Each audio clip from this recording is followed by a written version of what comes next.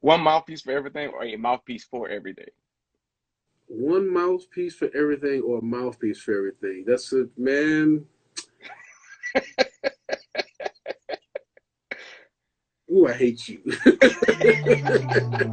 Okay, so can Yes. I?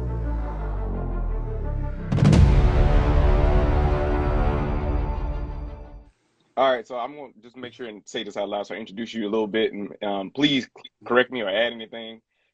Marques Carroll uh, just released the Ancestors Call. You went to DePaul Yeah, for yeah, both undergraduate and graduate school. yeah. DePaul University here in Chicago. Undergrad degree was from '96 to 2001. I took an extra year because Nice. I was a music business major and switched over to a jazz studies major my last year in school. I was like, I don't want to be a music. What am I doing? you know. Yeah. And then I spent the majority of my 10 years out of school, man, in the city of Chicago here. Like, just like I was a bartender and a manager of a bar. hmm I was teaching private lessons. I was teaching in many different schools, running programs. I was gigging. I was just kind of doing this. It was like Yeah. slowly, Yeah. I'm like, I'm making it. Yeah. I can survive being a trumpet player. Yeah. Yeah. Got married, went through a divorce. I've lived some life, man, right? Did all that. And then, like, actually, right at the midst of my separation with my ex-wife, who actually we have a wonderful relationship now. Um, I'm not afraid to talk about anything. So, like, I know some folks be like, huh? I'm like, yeah. So, but it was that point in which I was going through that hurdle, and I went back to school to get a master's degree while I was teaching full time and gigging full time. So you can imagine, like, it was hectic, but the school was the balance, man. It helped me stay focused, man. It was really Yeah. dope, and that was cool because I got to go back and I played with Jimmy Heath for a week at the showcase, man. I Ooh. toured. Ooh. We did a, I think it was we did a recording or I bootlegged it. So you got the tapes. All I right. got So the you tapes, so man. so, Yeah. so all right.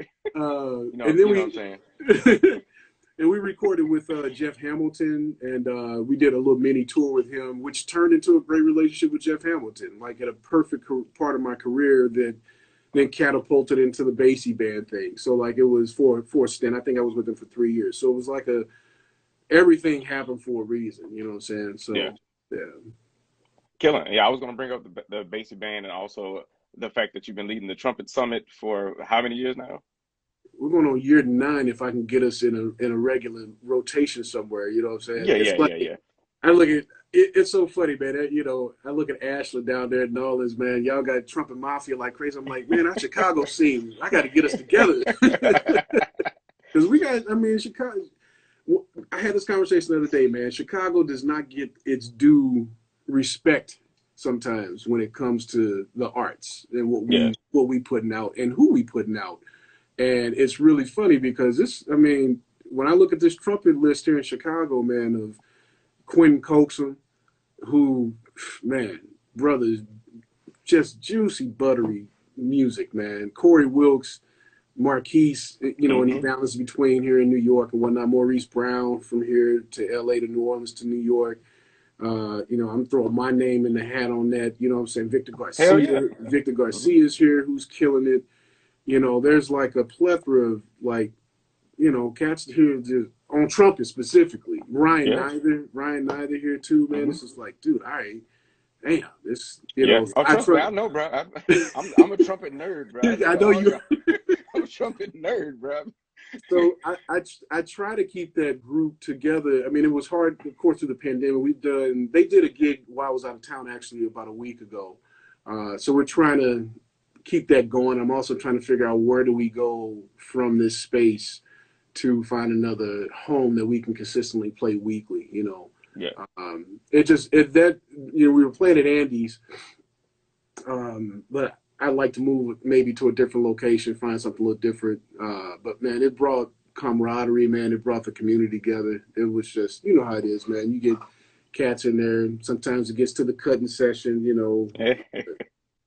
Speaking of Witten, he came in Yeah. one night and just Oh, and I've watched. I've watched. I've watched. I go back to that, man. I'm just like, I knew it was going to happen because I went to his little event before he came there, and they were like, "Yeah, we might come by." I was like, "Okay," you know. So I go, and right when I was about to leave, because I was getting a little bit burnt out, you know, they all walk in. I was like, "I guess I can't leave. Nah, I'm gonna have to take this ass whooping for the team." Mm-hmm. And it was and it was beautiful, man, because he came in and we played. It was so funny, you know. And no matter how comfortable you are as a player in your thing, when you get in front of the mentors and the inspiration that keeps you going, but also like there's not one trumpet player in the world that can't say wind has influenced them. Sorry, there's not. Yeah. Yeah. That dude, whether it's his work ethic, his way he plays the blues, how he plays the trumpet, the sound, no matter what, the technique, we all strive to kind of be like, man, how do we get to that level, you know? And so then playing in front of a person like that, you'd be like, man, okay. And we all played the blues before he got up there. We just sound like ass. I was like, the whole band, I was like, what's going on with us, man? We sound rickety. You know?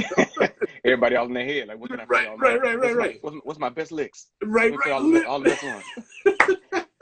Literally, man. And, let me play all my sidestepping licks. Dog, it was so funny. And then Victor Goins was like, man, just, you know, call him up, bring him up on a tune. I was like, all right. And he came up, man, that dude played 60 minutes, literally. He played like a whole hour set. I was like, swapped out the rhythm section, of course, you know. And it was dope, though, man. It was really, it's like one of the moments where you're like, yeah, here's a master, a true master at this. And a master of life, man. You know what I'm saying? Because we sat back even after the hit, man. He talked for an hour or so. Yeah, like, I heard he does that a good bit, bro. Especially when you're talking to us, you know? bro. I've had many conversations when I've taken him to breakfast and everything, which is also funny watching him be like, y'all got any hot sauce? No, that's Tabasco. I need hot sauce. Yeah. I want that Louisiana. Yeah, exactly. So yeah, but that was a dope moment, man. Yeah. All right, let me get us in those rapid fire questions. Yeah, let's start talking about some more Winton stuff. Yeah. Quick response, whatever first comes to your head, not something you got to think much about. Just like if you had to choose one or the other type of stuff. Yeah, we'll go ahead and get started. Here we go. Popeye's a Chick-fil-A. I guess it depends on what church you go to. Yeah.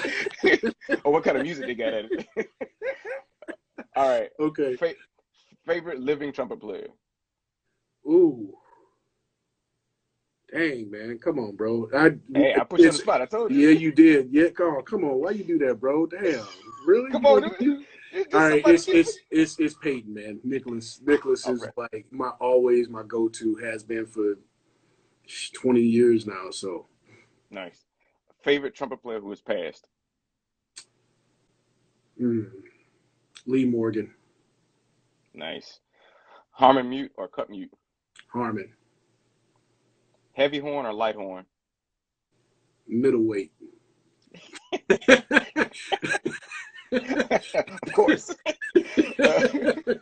I mean, okay, if I had to choose between the two, I'd probably go with the heavy. I don't like light horns.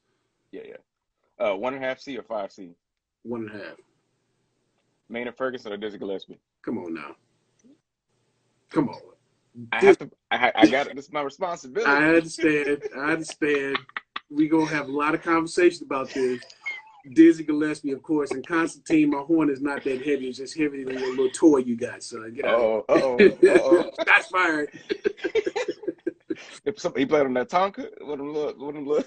No, he's got a beautiful. I think he's playing a Selma right now, actually, man. His horn is dope, actually, man. Nice. If you want to sell it, I'm just letting you know I buy it from him. So okay, there it is.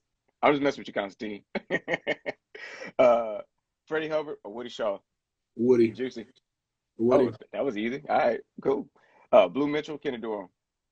Ooh, Kenny Dorham, man. Snooky Young or Cat Anderson? Come on, Snooky all day, baby. Shocking. Snooky all day. Lead trumpet player with a sound that's like this and blowing and can just, come on, bro. One of the, him and Clark Terry, the first two black musicians with the NBC, orchestra tonight. Come on now. Snooky. I love it. Favorite female trumpeter? Ooh, That's a good one. Favorite female trumpeter, man. That is a very good question. I would like to say, Ingrid Jensen is somebody I followed for a very long time. And I know that's like probably the most typical answer because she's like the most well known, but like she was the first as I dove into, female trumpet players, to be honest. And I feel like I'm not giving them enough service because there's not enough for me to, I don't dive into it enough. So Ingrid would definitely be the one I would go for first. Her versatility on the horn is ridiculous. Oh yeah. Oh yeah. Which is what I was drawn to immediately. It wasn't necessarily her sound or anything like that. It was just like the ability to get around the horn is what struck me. So nice. All right, I'm gonna ask a couple more, and I'm gonna try to speed it up. So no, it's all good. Favorite trumpeter not born in the U.S. Oh man, That's I hard. got I'm sorry. no, I got two. There's a couple, man, that I dig. Till Bronner. Oh yeah, yeah. I love his sound, man, and Tomasz Stanko. Oh yeah. Those are like I got turned on to them cats about a decade or so ago, man, and I was just like, oh, okay, yeah. Till Bronner for sure, though, man. He got that little kind of like little funk hip hop little thing record that came out, and it's just like it's just like that tone. Yeah. Reading sheet music, concert pitch or B flat? Concert. Standard or reverse lead pipe? Oh, standard, of course. That reverse lead pipe is weak. Sorry. I feel you, right? No, I have no dog in this fight right now. Just asking you questions. One mouthpiece for everything or a mouthpiece for everything? One mouthpiece for everything or a mouthpiece for everything? That's a man. Ooh, I hate you. Okay, so yes. Can I? I'm gonna give you an answer, but go ahead. I'm gonna jump into it in a second. So, I've always been the player that had a regular mouthpiece, right? That I did everything on, and then if I flop over the lead, I have something that'll, it's not for just range, but just to give me a different type of sound. Yeah. And I did that for years, and until I split my lip in college and had to read. I have to learn some very hard lessons. It wasn't until I took a lesson with Bijan Watson where we talked.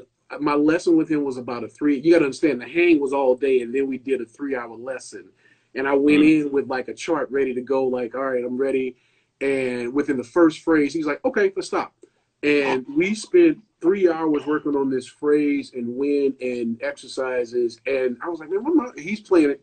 Bijan plays on this gigantic piece, and I was like, I need to know how to do that. So what do? I go back to Chicago, and I spent about a year working on. I'm going to do everything on one piece, and when I did that, man, it changed the game for me because I stopped thinking about mouthpieces and I started thinking about my wind.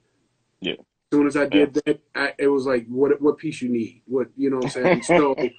Now, as I've had to revamp this because of many injuries in my career, man, and like equipment, I'm on a Monet now. So I bought a Prana 4, and I'm still trying to get acclimated to like which piece is going to work better for the section, right? Which piece, because each one does something completely different. So to answer the question, I believe one piece you should be able to do everything on.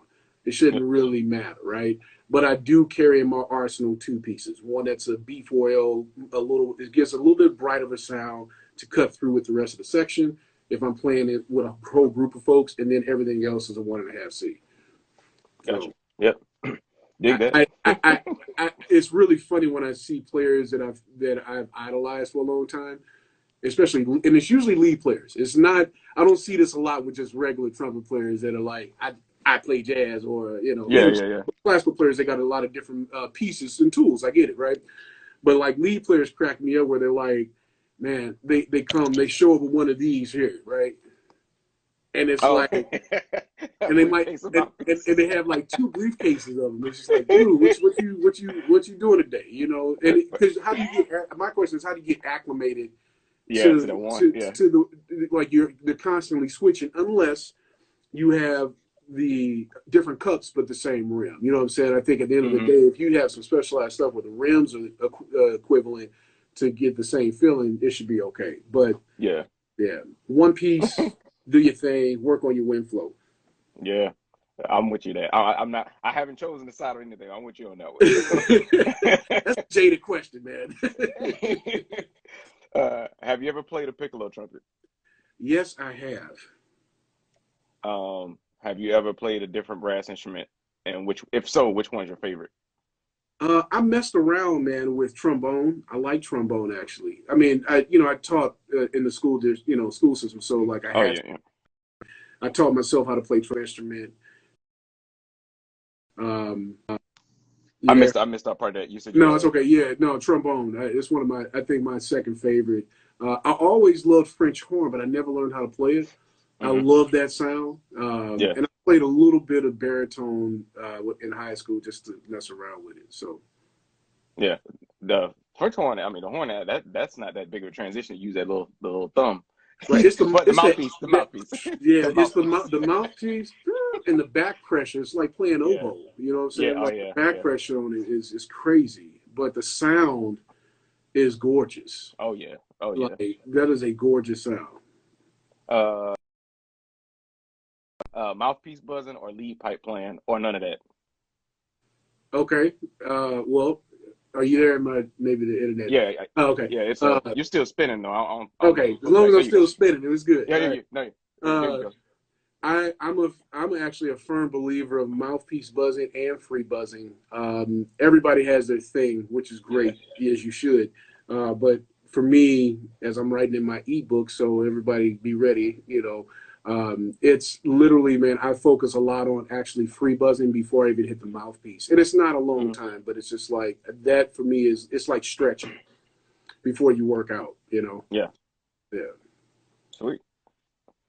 Last one, and this can be somebody you specifically want to see, or somebody you think would be cool. Who is a trumpet player that you'd like to see on one of these? And so, like, that could be somebody you like. Oh, I want to watch this cat, or like, yeah, this cat, like, he's into this type of vibe, or she's into this type of Oh vibe, yeah, man, or there's a they. lot, dude. There's a lot, man. A cat that I haven't seen that I'd love to hear more from would be Ambrose. Uh, Um, when he first came on the scene, I was not, I think, here to be able to understand his music. yeah, yeah, his And the approach. more I've gotten into it, I'm just like, dude, this brother is. I want to hear more. I want to know more about. I'd love to hear him do more clinics, just to from a musical standpoint and even a trumpet standpoint. Because some cats, man, that just they create. It doesn't even matter about this. This is just like, yeah, it's my tool, great. But also their tool is the pen, what they write. You know what I'm saying? Yeah. So, but I'm interested in hearing his concepts. Theo Croker's another cat, man. That Oh, that's my his boy. boy, man, I Yeah, love we his went to school together. plan. I love his plan, and it would be great to hear him talk conceptually about his approach to playing the horn and those types of questions. So those would be two dudes off the top of my head, two trumpet players that I'm most interested in. I Kill get him. to hang with I see Keith every now and again. We've been trying. Actually, me and Keith's been trying to hang for like months now. It's like, damn, It'd be like that, bro. man, it's like we both live in the same city, man, but we both, everybody's busy. You got Yeah. to like you literally have to schedule. Like back in the day, you'd be like, "Yo, man, what you doing?" You just hook up. Now it's Uh-huh. like, so you able to make lunch next week at 12:05 to 1:15? Yeah, exactly. It's called responsibilities, man. Yep. So yeah, but those would be the two cats I'd love to see, man. If that was a possibility, man. I'm chiming in regardless, but like, yes. Kill him. Thank you guys for tuning in to this episode of Talkin Trumpet with Marques Carroll. Be sure to check out his new album, The Ancestors Call. Y'all have a great day. Subscribe to the channel. I'm out.